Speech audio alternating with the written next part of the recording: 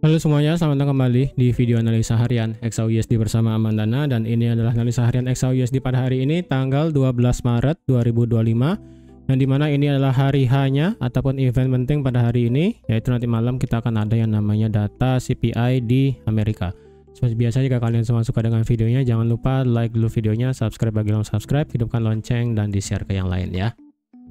Oke, jadi kemarin sebelum saya akhiri live itu kan bagi yang nekat sekali tanpa adanya konfirmasi, itu kalian bisa nge-sell stop lossnya 50 pip. Ya, di sini kemarin beneran tidak ada konfirmasi sama sekali buat nge-sell sebenarnya. Bahkan di sini marketnya ngebuat liquidity diambil, kemudian marketnya langsung terbang. Jadi ya udah, saya pribadi pun nge-sell di sini, saya juga paksa nge-sell di 2911. Stop lossnya di saya sih literally maksa di 2911, stop lossnya 50 pip. Di sini awalnya sih profit ya, profit enak nih sampai sini. Yang saya nggak ngeh adalah di sini di M5 nya, di sini bagus banget ya, di sini bagus banget, masuk reject, kemudian di M15 nya kalian bisa lihat rejectnya panjang. Ini sebenarnya sih kalau saya lihat chart kemarin literally saya nggak ada lihat chart sih. Di pas banget kena M5 demand-nya masuk, kemudian ada reject. Kalau saya ada lihat kayak begini sih, saya bakal cut posisi sih sebenarnya. Tapi ya udah, karena sudah kena stop loss ya udah nggak masalah sih. Namanya juga nekat ya, tanpa konfirmasi sama sekali di sini kalau kalian lihat. Kecuali konfirmasinya itu ada tapi di sini ya, di sini konfirmasinya. Di harga 2914. Tapi kalau ada yang nge-sell di 2914 itu sebenarnya sudah profit 70 pip. Kan lumayan, ya kan? Tapi kalau di sekitaran 2911 ini nggak ada. Ini marketnya ngebuat liquidity naik, kemudian ngambil liquidity semua, kena demand, langsung terbang ke atas. Nah, sekarang bagaimana nih? Apakah kita mau lanjut buy atau kita masih diam untuk diam-diaman gitu kan ya? Diam-diaman untuk ambil posisi sell dan sebagainya. Kita lihat gini dulu ya. Nanti malam beritanya masalah CPI. Kemarin dari data tingkat lowongan pekerjaan jobs itu kan meningkat ya dari 7,5. Ini sih direvisi turun ya, dari 7,6 7,5 keluarnya 7,7. Walaupun ini positif naik sedikit, cuman ya saya katakan kalau ini keluarnya 8 juta baru itu akan benar-benar memberikan dampak signifikan. Ya, keluarnya cuma sedikit ya kan, 7,7 nggak terlalu. Nah, nanti malam di sini kita ada namanya CPI nanti malam. Ya. Untuk data core, inflation rate month of month diperkirakan akan turun sedikit ke 0,3, sedangkan yang year on year diperkirakan akan turun ke 3,1. Sedangkan yang headline inflation month of month itu turun ke 0,3, sedangkan yang year on year juga turun ke 2,9. Jadi kalau ini ya, data inflasinya ini turun, oke. Jika semisalnya data inflasinya ini turun, maka ini akan memberikan tekanan bearish luar biasa buat dolar, sehingga otomatis ini XAU bakal bisa naik dan major pair bakal gila naiknya. Tetapi jika nanti malam inflasinya ini naik lagi, minimal adalah inflasi year on year itu naik di atas 3,1%. Ya, harus naik di atas 3,1% karena terakhir 3,1 itu 3%, 3,3 ini Mei 2024. Kalau ini naik lagi, secara patternnya ini kan naik ya dari 2,4, 2,6, 27, 29, 3. Jadi kalau nanti Februari data CPI-nya naik ke 3,1 minimal ya, 3,1 atau enggak balik ke Mei 2024 3,3, kemudian tingkat inflasi year on year-nya ini juga naik lagi ke sekitaran 3,4 di bulan Mei kayak kemarin, ini bakal bisa memboost indeks dolar karena ekspektasi untuk The Fed potong suku bunga untuk sekarang ya. Untuk sekarang The Fed ceritanya untuk potong suku bunga adalah 3 kali ya, nanti di kuartal di kuartal kedua, kemudian di kuartal ketiga ya. Kuartal kedua 2 kali, kemudian kuartal ketiga sekali. Nah, tapi kalau di sini inflasinya naik lagi, maka skenario untuk masalah potong suku bunga di The Fed saya rasa tidak akan terjadi. Ya, seperti itu saya rasa. Jadi harap diperhatikan nanti malam ini bakal menjadi penentu ya, karena otomatis kita sudah tahu bahwa indeks dolar itu dropnya nggak ngotak ya kan, dropnya nggak ngotak. Ini dropnya bahkan sampai kemarin itu nyentuh di 103,23, ekstrim sekali. Dan XAUUSD-nya ini sempat terbang sampai ke 2921,8 ya kan, sebelum akhirnya ini sekarang diam lagi. Jadi kalau seandainya di sini tingkat inflasinya naik ya, tingkat inflasinya naik dan kemungkinan suku bunga ceritanya tidak akan dipotong lagi, ada masanya ini the Fed tidak akan potong suku bunga sehingga XAUUSD kemungkinan bakal flat ya. Karena sekali lagi XAU adalah sebagai counternya inflasi. Ketika counternya inflasi, kita akan lihat dulu ya. Jadi kita lihat sifat gold itu kan sebagai headline inflation, ya kan. Jadi kalau inflasinya naik, otomatis untuk nilai hedging adalah orang pegang emas. Tapi kalau semisalnya isu yang lebih dibicarakan nanti misalnya adalah tentang suku bunga itu sendiri, maka otomatis indeks dolar bakal lebih kuat dibandingkan gold. Jadi kemungkinan gold bisa tertekan turun. Ya. Jadi walaupun memang gold itu sebagai headline inflation, tapi kita perlu lihat siapa yang lebih kuat. Apakah narasi dari The Fed potong suku bunga, atau malah memang The Fed rencananya tidak berubah dan sebagainya, ya. Karena untuk sekarang sekali lagi 3 kali potong suku bunga tahun ini. Kuartal kedua dan kuartal ketiga. Kuartal 1 sekarang kan ini nggak ada ya. Dalam udah Maret soalnya, jadi nggak mungkin ada potong suku bunga. Jadi seperti itu ya, hati-hati. Nah, untuk masalah inflasi di sini sekali lagi ini bakal tetap berpengaruh terhadap apa yang akan dikatakan oleh Trump masalah tarif. Karena kemarin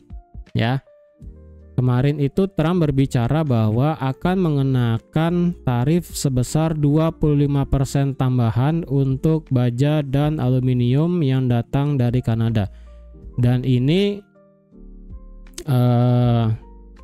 mana nih ya. Ini baru saya baca nih, 25% tarif untuk baja dan aluminium tanpa pengecualian will go into effect for Canada. Oh, 12 Maret. Oke, tapi kemarin katanya ini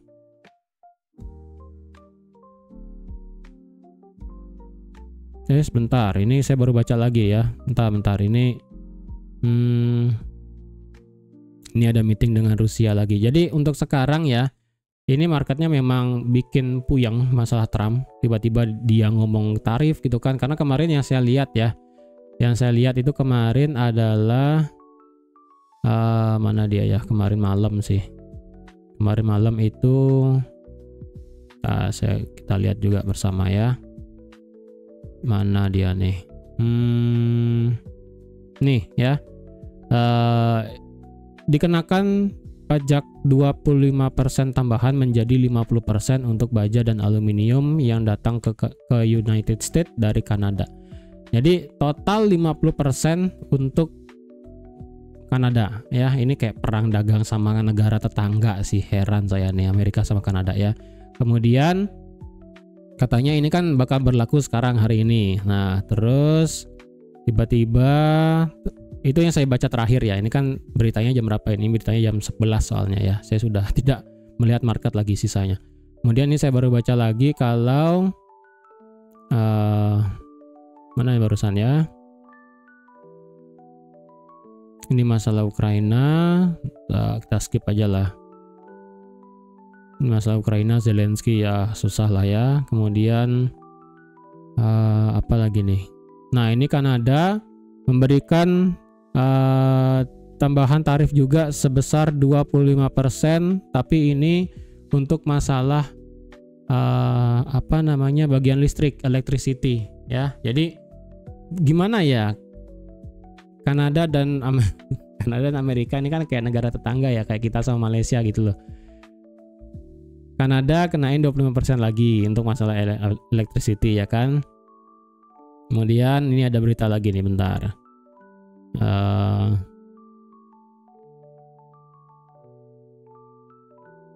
Ini tiba-tiba Trumpnya tuh kan looking at back down on Washington duties on Canada. Oh, nggak jadi kan? Nih. Ini siapa nih? Ontario Ford nih, saya lupa pokoknya. Ini bagian Kanada lah pokoknya. Yang berlakukan 25% untuk bagian electricity itu kan. Suspend 25% surcharge on export electricity to Michigan. Jadi itu kemudian ini Trumpnya bilang nggak jadi ya, looking backing down of the 50% Kanada, may back off doubling. Nah itu udah may back off, nggak jadi ya. Terus akhirnya no 50% steel and aluminium tariff on Canada tomorrow. Nggak jadi 50%. Jadi bayangin nih jam 4 pagi loh ya, tiba-tiba dari jam 11 malam. Oke, saya akan mengenakan tarif 25% tambahan, berarti 50% untuk baja dan aluminium dari Kanada. Tiba-tiba dari jam 11, 12, 13, 14, 15, 16, cuma 5 jam kemudian Trump bilang, oke, kita nggak jadi. Apa sih? Akhirnya White House bilang cuma 25% ya kan, dan diberlakukan nanti malam midnight gitu kan. Ini wah, kayaknya ini market di Trump sekarang nih benar-benar kacau ya, kacau luar biasa. Jadi saran saya ya, ini saran saya nih buat kalian semua. Karena kalau kalian ingin trading gold sekarang, kalau kalian cuma ngeliat technical doang, it's okay lah, nggak masalah ya. Tapi saya rasa kalian harus ngeliat technicalnya ini cukup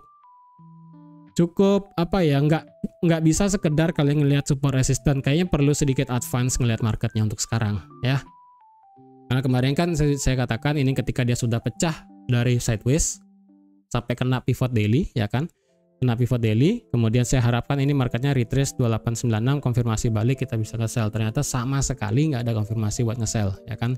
Terus ditambah geopolitik, Trump masalah tarif itu loh. Ini benar-benar bikin kacau semua market, literally semua market ya. Apa yang ada di Amerika itu kacau semua. Jadi kalau boleh saya katakan ya, kayaknya sih bulan Maret ini kalian boleh skip trading juga deh kalau kalian bingung dengan gold seperti ini ya. Ya kalau sudah ngelihat gold nggak jelas seperti ini, kalau kalian males ngelihat chart, better kalian off sebulan deh. Saran saya sih kalian off sebulan, mumpung kalian puasa yuk kan, daripada kalian stres. Ini bagi yang beragama muslim, daripada kalian stres ngelihat market seperti ini nggak jelas, Trump ngebacot sana sini, tiba-tiba plan salah sini gitu kan. Awalnya setuju, tiba-tiba nggak jadi, tiba-tiba setuju, terus tiba-tiba nanti sama Rusia lanjut perang atau enggak, sama Ukraina dan sebagainya. Aduh, daripada kalian ribet gitu kan ya, ibadah kalian pusing, better stop, balik lagi April ya. April, karena menurut saya April itu lebih clear, karena April kan diperlakukan, karena sekali lagi ya, untuk Meksiko dan untuk Meksiko itu katanya kan di delay masalah masalah tarifnya 25% di delay. Terus Cina, jadi yang berlaku sekarang itu baru Cina doang ya. Nah untuk di bulan depan, bulan April baru akan ada diberlakukan tarif timbal balik ya bahasanya. Jadi kalau barang Amerika dikenain pajak, Amerika bakal ngenain pajak juga untuk negara tersebut. Jadi tarifnya kayak begitu. Dan itu katanya diberlakukan April ya kan, tapi nggak tahu deh apakah April bakal terjadi April mop, nggak tahu deh ya. Jadi kalau kalian daripada kalian pusing ya kan ya, bingung ngeliat market terus-terusan, better off aja deh selama Maret ini. Kecuali memang nanti misalnya ini kan baru pertengahan Maret ya. Hari ini juga CPI. Semoga CPI sekarang memberikan kita arahan yang jelas. Kalau sampai CPI juga nggak jelas hari ini setelah NFP ya. Jadi kemarin NFP nggak jelas, oke. Jelas ya awalnya ya kan. Tapi sebenarnya NFP itu kemarin jelek buat USD, tapi XAU-nya drop gitu kan. Nah untuk sekarang CPI bagaimana? Kalau sampai misalnya nggak jelas lagi CPI-nya, ya udah sisa lagi satu doang. Karena untuk di bulan ini kita punya 3 agenda penting. Yang pertama NFP, kemudian CPI, dan di minggu depan adalah FOMC. FOMC bagian economic projection. Ini yang bakal dilihat penting untuk di bulan ini selain 2 hal tersebut. Ya. Jadi kalau kalian nggak mau trade, daripada pusing, ya udah hari ini kalian lihat marketnya. Kalau nggak bagus, ya udah skip, balik minggu depan hari Kamis pagi. Udah itu aja, gampang, simple ya, daripada kalian pusing. Nah hari ini bagaimana? Apakah mau ambil buy atau sell? Kita lihat dari segi daily ya. Daily kalau kita lihat Ya, ini bisa dikatakan sebagai bullish engulfing ya. Oke lah ya, market juga sudah apa namanya, nge-respect area ini. Ini benar-benar saya bingung sih ya. Ini kena pivotnya kemudian mental tinggi ya kan. Terus apakah kita mau buy atau sell ini di tengah-tengah lagi? Ini bakal susah ya.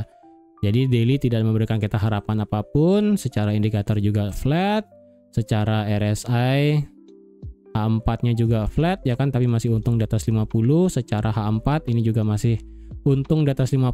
Jadi saya rasa ini masih ada potensi buat naik ya. Ini masih ada potensi buat naik. Jadi kalau saya rasa sih untuk sekarang kayaknya nge-buy sih ya. Kayak nge-buy. Tapi kayak kemarin ya, untuk skenario saya yang saya sell itu kan dari sini ya. Dari sini sampai sini. Ini sebenarnya ekstrim sampai 78,6. Nah, ini saya sedikit dilema. Apakah ini yang berlaku skenarionya atau balik lagi skenario masalah sideways itu yang bikin saya lumayan bingung ya. Tapi kalau misalnya market ini respect Fibonacci-nya di sini sampai 78,6 dan benar-benar berhenti ya, tidak untuk lanjut naik lagi, ya ini nanti kita bisa nge-sell. Tapi sayangnya dengan kondisi seperti ini tidak worth it buat di-sell. Karena marketnya itu dari turun naik, ini juga di break high-nya ya kan hari Senin pagi. Benar-benar wah gawat ya. Literally gawat. Jadi saran saya sih kita kayaknya intraday yang nggak terlalu jauh ke belakang. Apakah kita bisa melihat suatu trend line? Ya, coba kita paksa sekarang ya.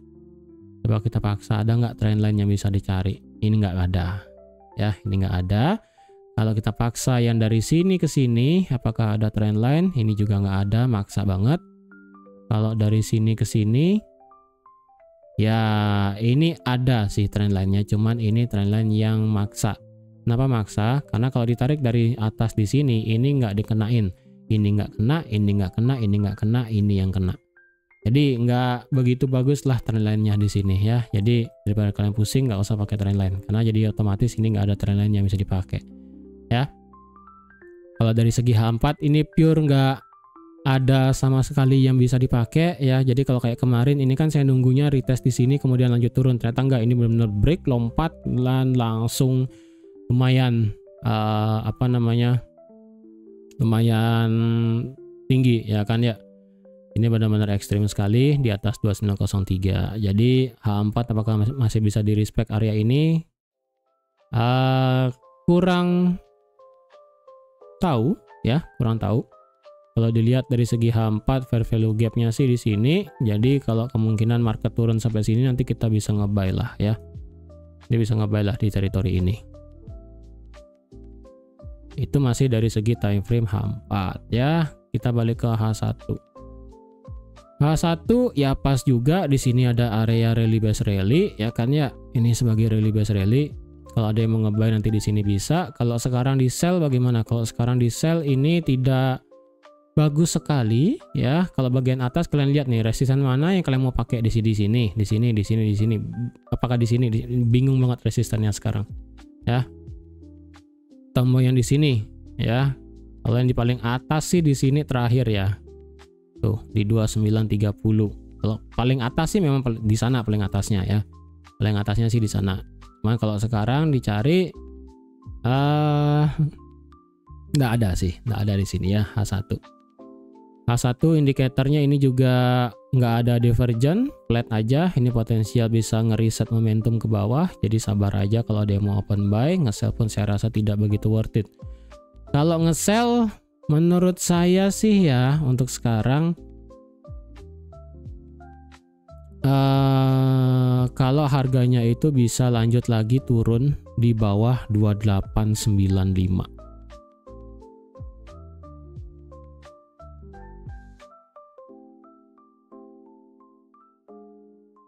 Area lihat ke belakang dulu.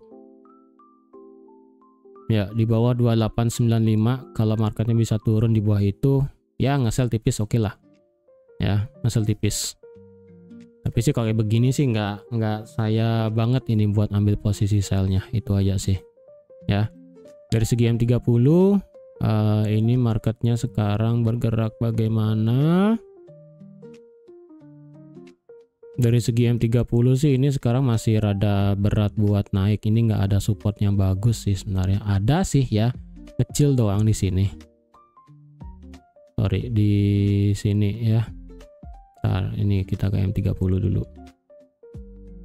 Ada sih di sini, cuman ini nggak begitu bagus banget ya. Ini benar-benar sisa break tipis banget, kemudian lanjut ke bawah.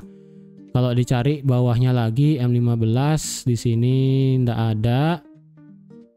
Apakah marketnya ngebuat